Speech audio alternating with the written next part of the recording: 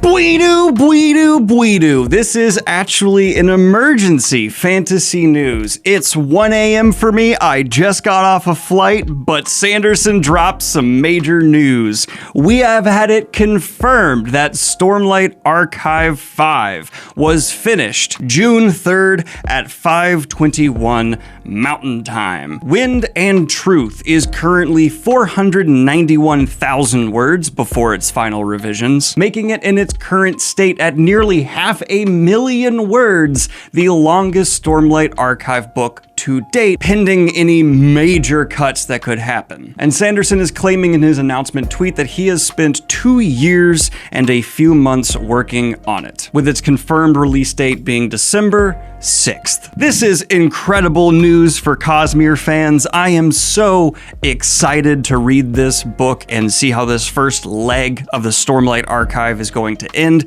Yes, it's going to be 2, and they're each going to be composed of 5 books, so this being book 5 is going to be the end of leg 1. I'm preaching to the choir, but I would also just like to say, before I pass this off to this week's guest host of Fantasy News, I don't think Sanderson dislikes me. I mean, he's been very cordial to me and his team in the few times that we have met. But I will say, I do think he gets some form of pleasure from dropping major fantasy news the night before fantasy news is supposed to air, at the worst possible times for me. It's happened on a few occasions. I thought it was just weird the first, a bit coincidental the second, wrote it off the third, but now, what did I do? Why? But in all seriousness though, congratulations to Sanderson and his team. This is absolutely huge for the fantasy genre, one of the biggest ongoing series getting another entry. And now I'm gonna pass it on over to this week's guest host, who's done an absolutely sensational job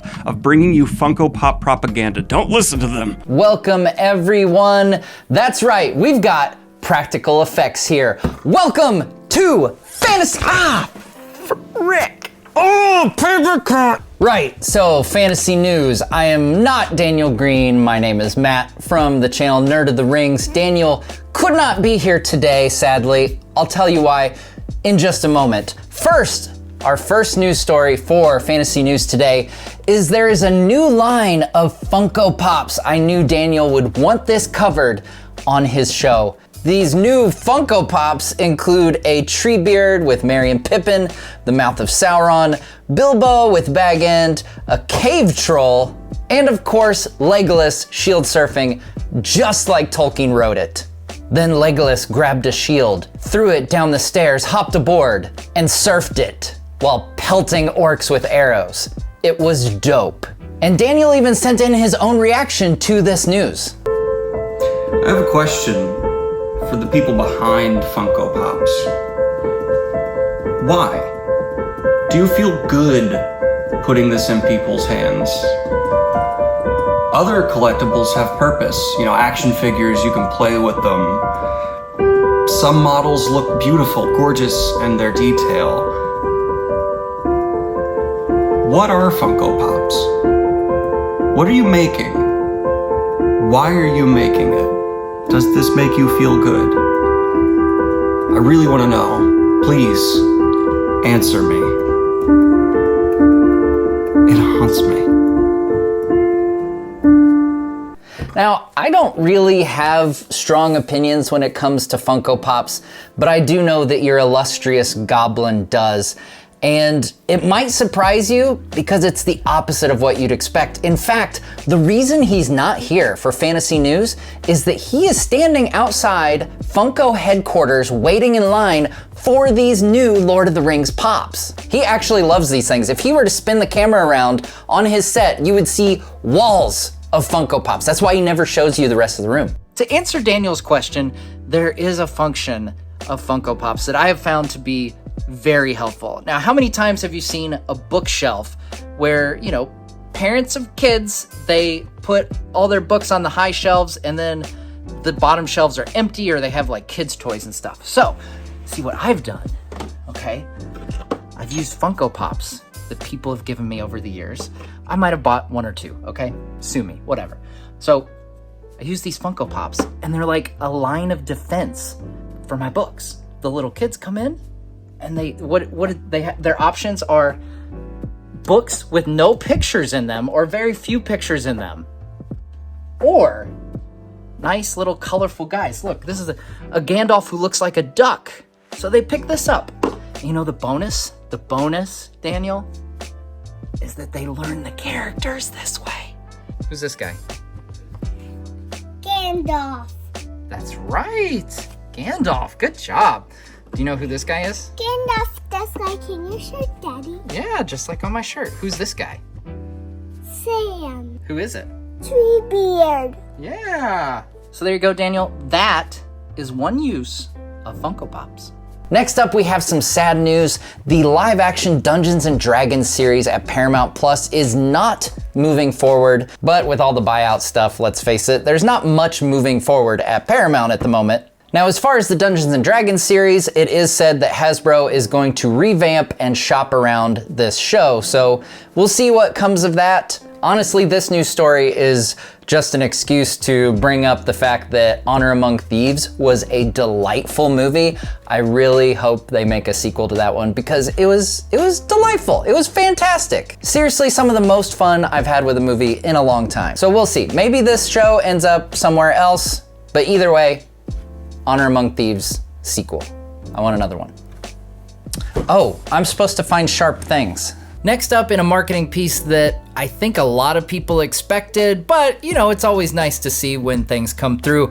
We get a Deadpool and Wolverine popcorn bucket inspired by the infamous Dune popcorn bucket. And let's just say the promo for it embraces what made that Dune popcorn bucket so infamous in the first place. And as I have the articles in front of me right now, I still don't know for sure if this bucket is actually coming out or not, or if this was just a marketing thing. It says AMC theaters declined to provide information regarding the price and availability of the Deadpool popcorn bucket. And in other movie news, we got our first look at Moana 2. In the sequel, we find that her family has been brutally slaughtered, and so she must go on an epic quest of vengeance. No, I'm just kidding. She's gonna be like sailing, and you know, the chicken and the pig are gonna be there, Maui's gonna be there. It'll probably be a delightful time. The first one is pretty good. It's one of those that I don't mind watching a few times. Moana's not just good, it's great. Over on the streaming side of things, Netflix just announced that they are making an animated Minecraft series. And full disclosure, I'm a little on the older side in case you hadn't noticed. I'm a little older than Daniel, and so maybe I'm not the right generation to comment on Minecraft. Never really got into it. But I do have kids who are very much into it. Hey Jack, come here. There's gonna be a Minecraft animated series on Netflix. Yeah, I know. What do you think of the Minecraft animated series? I think it'll probably be good. There we go. Cutting edge analysis from a teenager. Next, in what is probably going to be one of the more hot button topics in today's fantasy news, we heard from Sony CEO Tony Vinciquerra that they are going to look into using AI to cut film costs. He said, "We are very focused on AI. The biggest problem with making films today is the expense." This was, of course, at an investor event. He went on to say, "We will be looking at ways to produce both films for theaters and television in a more efficient way using AI primarily." And I gotta say, I was kind of confused when I heard this because I kind of assumed that's what they were already doing. He was in the Amazon with my mom when she was researching spiders just before she died. Come on, you can't tell me that that doesn't sound like it wasn't written by and performed by machines. I mean, just compare it to the way Arnold Schwarzenegger talks in The Terminator. Except that movie's good. Now, I know AI, it's a really hot topic. You know, there's some people who just want to write it off completely. There's people who want to embrace everything about it. I tend to have a hard time with it when it comes to artistry. Like, it's a toss-up. Would you rather be subject to watching Madame Web, or would you want to see those crappy AIs of, what if The Lord of the Rings was made by Wes Anderson? I mean, they all kind of make you want to just like, stab your eyes out. But surely there's some things that AI can do and can do well and be helpful, right? Like, I mean, I, for one, would love it if they had an AI that did my laundry. Like if C-3PO came walking in and he did my laundry for me, that would be pretty nice. Or like how, some types of AI, they can make it so you don't have to search through your contacts to get in touch with your good friends. Hey Siri, text Daniel Green. I don't see Daniel Green in your contacts. But of course, it's not just computers that can make crappy versions of stories. Humans are just as capable, and in what will probably be a big conversation piece in the fantasy news realm, Game of Thrones creator George R.R. Martin kind of slammed the writers of a lot of adaptations, pointing out that they never make it better when they seek to make it their own. Now, he wrote all this in a blog post, and I know what you're thinking. What? He references an event that he and Neil Gaiman did back in 2022, and he says very little has changed since then. If anything, things have gotten worse. Everywhere you look, there are more screenwriters and producers eager to take great stories and, quote, make them their own. It does not seem to matter whether the source material was written by Stan Lee, Charles Dickens, Ian Fleming, Roald Dahl, Ursula K. Le Guin, J.R.R. Tolkien, Mark Twain, Raymond Chandler, Jane Austen, or, well, anyone. No matter how major a writer is, no matter how great the book, there always seems to be someone on hand who thinks he can do better, eager to take the story and, quote, improve on it. The book is the book, the film is the film, they will tell you, as if they were saying something profound. Then they make the story their own. They never make it better, though. 999 times out of 1,000, they make it worse. And I gotta say, he's got a point here. It's not often that you look at an adaptation of a book and think, yeah, that's even better than the book. And honestly, most of us are probably thinking of roughly a dozen examples of this floating around in our heads right now. But what I find interesting is where Martin goes with this, because in the end, what he's doing is praising the show Shogun. And if you haven't watched it, you should totally watch it. Probably my favorite show of at least the last 3 years. It is freaking brilliant. And since then, I've gone back and watched the 1980s version with John Rhys-Davies, Richard Chamberlain, Toshiro Mifune, who is also awesome. You should watch his movies if you haven't. And it's also led me to start reading the book, which is great. It has more depth, as these things usually do. But man, that show, so far what I've seen from the book, it does a really good job of capturing the spirit of the book. And I don't think you can, boil Martin's comments down to that there should never be changes. Like, I think what he's getting at is when people say the book is the book, the film is the film, that they rely on the medium as a crutch. They use it as an excuse to change things. Like, oh, this is an adaptation, so bam, all this stuff that we did is fine because it's an adaptation. So what I'd love to see in the comments for this one especially, guys, I'd love to see your opinions on what adaptations are actually better, or at least equal to, or do a really, really good job of capturing the spirit of the original work. One from recent years that I thought of is The Martian. The book by Andy Weir is fantastic, but I actually read it after seeing the movie by Ridley Scott.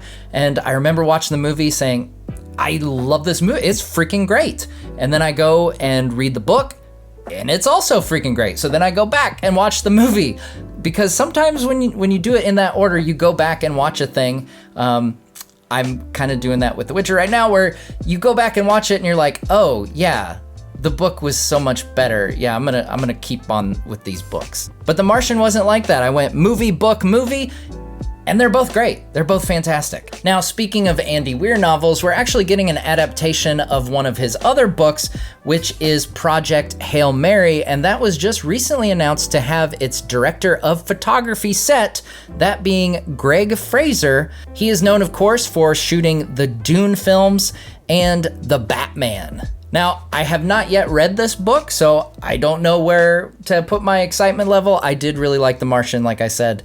This one is about it's about an astronaut who can't remember stuff. And it's gonna be directed by Phil Lord and Chris Miller and starring Ryan Gosling. And as I mentioned a moment ago, I've recently started getting into the Witcher books, which I've really enjoyed. And we just so happen to have some Witcher news in the form of Dark Horse Comics. It was just announced that they are gonna be adapting another of the short stories of The Witcher. This will be The Witcher: The Edge of the World, and it will be released as a hardcover original graphic novel.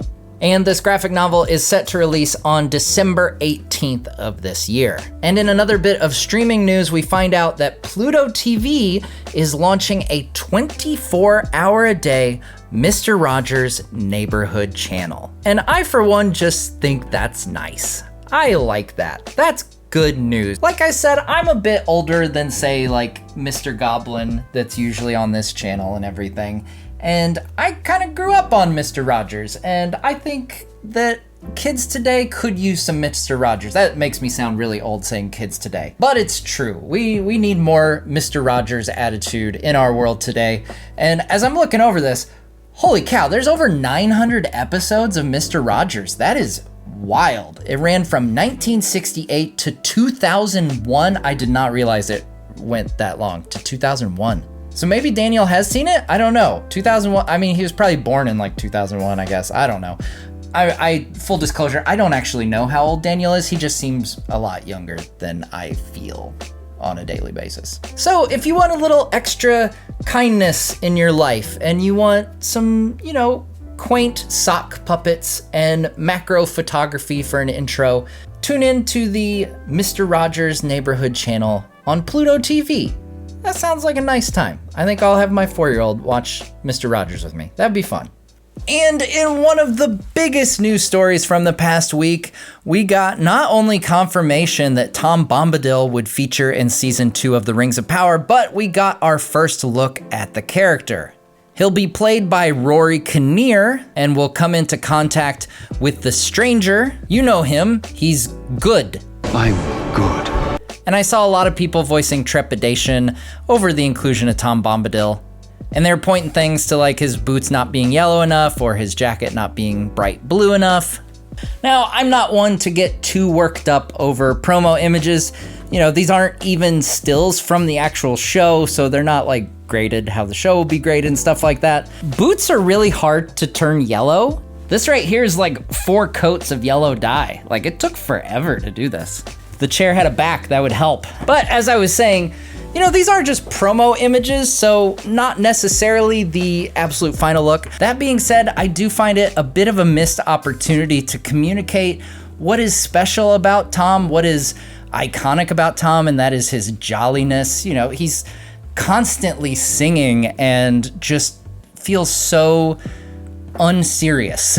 And in all 4 of these images that we got, he's pretty serious. Like he just kind of fits in with the seriousness of everyone else that we've seen in the show for the most part. So we'll see what he turns out like in the actual show. Hopefully he is far more jovial than these images seem to indicate. But I think the jolly Tom should be a little more jolly in his pictures. Now they do say in the article that Tom is singing and saying lines that could be nursery rhymes from children's poems in the show, and that he sort of defies the tonal shift of the rest of the season and is a real point of light amidst an otherwise sea of darkness. So, according to what is written in the article, we're gonna get a Tom more in the lines of what we expect. I just wish they would have done that with the promo images and kind of conveyed that a little more strongly. I think it probably would have scored them some more points if they had.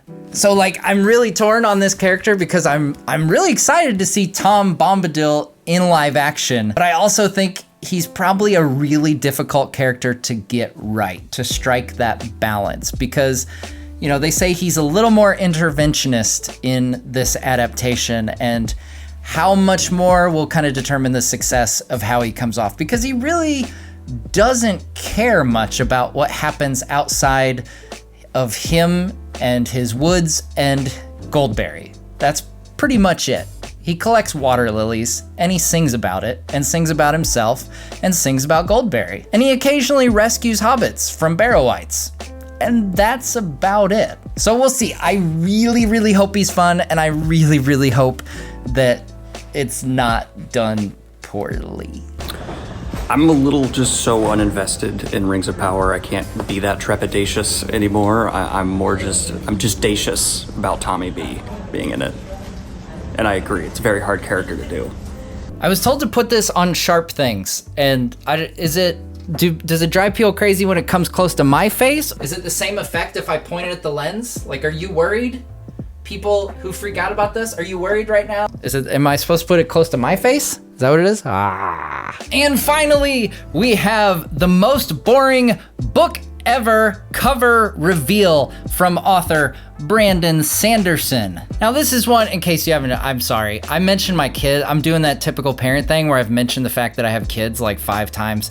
I'm sorry. It's what we do. It's what we do. But I'm really excited for this book. Brandon Sanderson is obviously a tremendous author, and the fact that he's doing a kid's book is really fun. But here we have the book cover. It's got a dragon eye coming out of like a slash in the front of the book, which doesn't really convey boring, I must say. Like, I think this is gonna be one of those ironic things, you know, the most boring book ever. It's not gonna be boring, come on, surely not. It's gonna have a dragon? Like, that's not boring, right? That's awesome. Now, I don't know if this is true or not, or if Daniel was just kind of buttering me up to get me to do this, but he did say I was Kayla's second favorite YouTuber, which is pretty crazy. Like, that's really cool. Daniel himself is number 5. Well, that's it for this week's fantasy news. Thankfully, mercifully, your time with me is over. You don't have to put up with me anymore. Daniel will be back next week, I think, as long as he's got his big bag of Funko Pops and heading back home to Kayla so that he can store them on the other side of the camera. Mountains of them.